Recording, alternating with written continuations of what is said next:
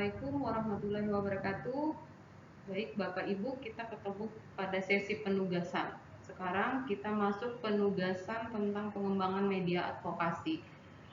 Sebelumnya saya sudah menjelaskan tentang teorinya, apa itu pesan, bagaimana mengemas pesan. Nah, sekarang kita di tugas pertama ini ada panduan latihan menyusun pesan advokasi.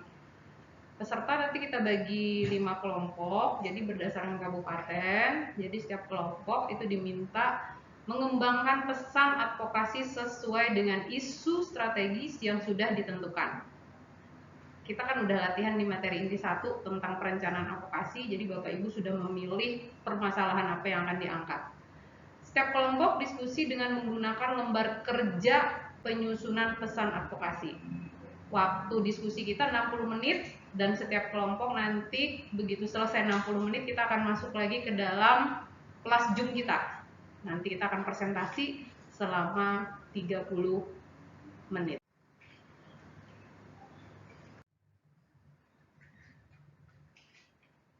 Oke, slide selanjutnya ini adalah panduan bagaimana nanti Bapak Ibu merancang pesan advokasi tadi, ya. Jadi nanti ada tabelnya yang harus Bapak Ibu isi, ya. Nah, ini kan tadi udah dijelaskan pada saat teori kita tadi.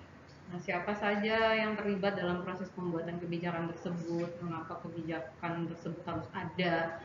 Kalau advokasinya itu kita menginginkan munculnya sebuah kebijakan, ya.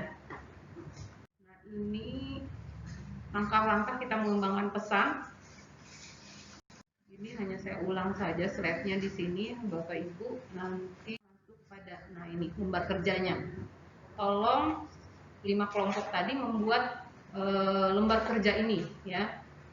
Tentukan topiknya dulu. Jadi dengan masalah yang ada, Bapak Ibu tentukan topik pesan yang akan dibuat.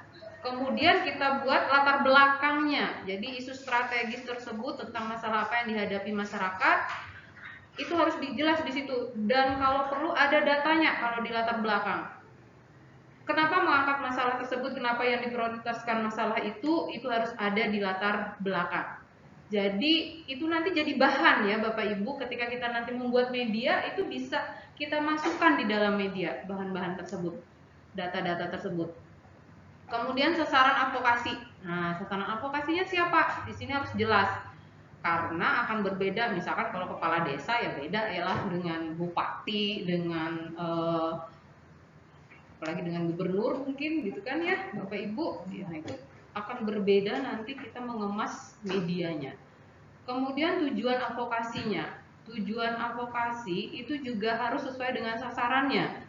Ya, mengatasi masalah apa, isu apa yang akan Bapak Ibu lontarkan. Jadi harus jelas di sini mulai dari topik, latar belakang, sasaran advokasi, tujuan advokasi itu harus nyambung dengan perencanaan kita yang di awal. Ya. Apa yang kita rencanakan di awal di penyusunan perencanaan itu harus dituangkan lagi di sini. Harus sama persis. Ya, jadi jangan berbeda nanti. Nah, kemudian ini yang paling penting, pemosisian pesan. Jadi buatlah pesan yang dapat membangun atau meningkatkan citra value pejabat tersebut, ya Bapak Ibu. Kata-katanya bisa dipilih yang unik gitu ya. Kemudian pesan janji. Nah, jelaskan kerugian dan keuntungan yang diperoleh kalau mendukung program kita gitu kan ya. Jadi harus ada di sini pesan janjinya apa. Oh, nanti Bapak bisa terpilih kembali. Oh, enggak lah. Enggak seperti itu. Tapi di sini bisa misalkan saat ini anggaran dana desa telah mengeluarkan sekitar 3 miliar nih untuk pengobatan gratis. Apabila pemerintah daerah mendukung program kesehatan ibu dan anak, maka jumlah dana desa yang diselamatkan bisa mencapai 1,5 miliar ditambah 2 miliar lagi gitu. Nah, ini kan akan bagus gitu dari sisi pejabat sendiri juga akan terangkat gitu. Jadi harus ada pesan janjinya karena siapapun ya Bapak Ibu tidak akan mau mendukung kita kalau tidak punya efek atau manfaat bagi dirinya gitu kan ya Bapak Ibu.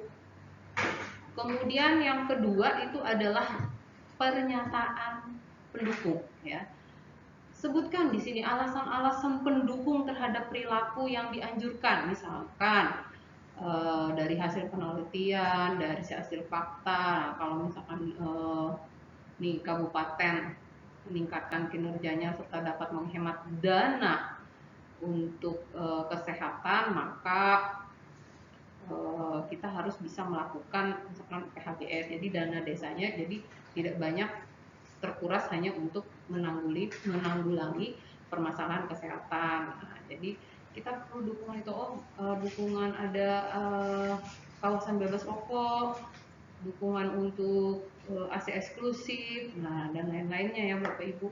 Kemudian respon yang diinginkan apa? Yang kita inginkan dari hasil advokasi tadi merupakan tindakan spesifik yang diharapkan. Jadi apakah itu mengeluarkan keputusan, apakah itu nanti mengeluarkan perda, apakah itu mengeluarkan dana, atau apa saja gitu kan ya. Yang kita inginkan itu harus jelas. Jadi respon yang diinginkan harus jelas ditulis di sini ya Bapak Ibu. Apa yang kita inginkan hasilnya. Karena itu nanti sebagai indikator kita untuk mengukur keberhasilan advokasi nanti. Nah, kemudian nada penyampaian. Nah, di sini kita udah belajar kan ya di materi sebelumnya. Ini tentang instruksi, himbauan, apakah nanti menguras emosi, mengajak. Nah, itu harus jelas di sini. Nanti medianya, kata-katanya apakah himbauan saja, apakah berupa teladan atau rasa bangga. Nah, itu nanti adalah kalau kita membuat poster ya posternya ada nada-nada penyampaian itu gitu. Kemudian saluran medianya, nah ini harus jelas ya. Di mana media ini akan disalurkan? Apakah melalui media cetak? Apakah melalui media elektronik ya atau sekarang ada internet, media internet. Nah, itu saluran yang berbeda, maka jenis media yang dipilih itu juga akan berbeda gitu ya Bapak Ibu. Nanti kita pelajari satu-satu ya. Kemudian jenis medianya, nah ini tadi saluran sama jenisnya. Jadi harus klop nih antara saluran dengan medianya. Jangan nanti salurannya misalkan kita menggunakan televisi, ternyata cuma slide tayangan yang kita munculkan. Beda kan ya. Kalau di televisi berarti kita harus membuat sebuah video jenis medianya gitu ya Bapak Ibu biar nyambung.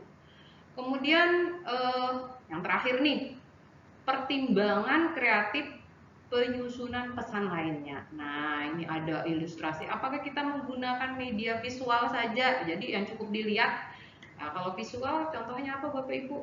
Oh iya betul, poster ya, cukup dibaca, baleho, cukup dibaca itu gitu kan. Tapi kalau kita ingin ilustrasinya nanti dalam bentuk audio visual, wah itu kan harus bikin melalui media elektronik ya, kita harus bikin video gitu kan ya, yang bisa didengar dan bisa dilihat gitu kan. Ada karakteristik perannya yang misalkan saya berperan sebagai apa nanti, itu harus jelas. Jadi kita selesaikan di sini karena dari tabel ini, kalau Bapak Ibu mengerjakan tabel ini nanti akan jelas. Begitu memindah ke dalam medianya, wah itu akan gampang gitu. Karena kalau yang ini udah terisi nanti akan gampang untuk membuat media. Tinggal kalau medianya poster, oh ini udah jelas nih. Nanti nada penyampaiannya apa, kemudian salurannya kemana, itu nanti bisa jelas sekali di sini ya. Oke, baik Bapak Ibu, itu dulu untuk tugas yang pertama. 60 menit dikerjakan. Nanti kita akan balik lagi ke dalam Zoom ya untuk presentasi tabel ini gitu ya. Karena kalau ini tidak selesai kita akan tidak bisa lanjut untuk pembuatan tugas berikutnya. Oke, baik Bapak Ibu, terima kasih. Selamat mengerjakan. Semangat.